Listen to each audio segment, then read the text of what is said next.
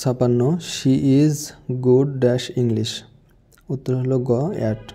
She is good at English. Good at অর্থ দক্ষ। 57 in a summer morning I saw the thick cloud dash move here and there in the sky. উত্তর হলো ঘ moving হবে। In a summer morning I saw the thick cloud moving here and there in the sky. 58 what is the superlative degree of little. উত্তর হলো খ least. 59 David is a European. He comes from dash UK. Which article is suitable for the gap. উত্তর হলো ক the UK. He comes from the United Kingdom. 60 what is the noun form of the verb acquire. উত্তর হলো ঘ acquisition. 61 what is the synonym of mouth watering. উত্তর হলো ক delicious. 62 one who is specialist in heart disease is called.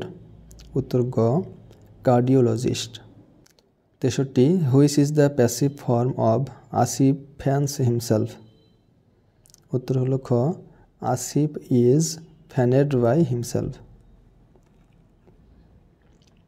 64 what is the form of parts of speech of may. May হলো verb. উত্তর খ। 65 which is the tag question of the following sentence nothing should go unchallenged. উত্তর হলো গ shouldn't ইট। যেহেতু এখানে nothing আছে তাই শুডের সাথে নট যোগ না হয়ে শুড ইট হবে। উত্তর গ should it. 66 which sentence is wrong. উত্তর হলো ঘ each of the boys were present. এখানে ওয়ার এর জায়গায় ওয়াজ হবে। ওয়ার হয় বাক্যটি ভুল। 7 number black and white means. উত্তর ক রিটেন লিখিতভাবে।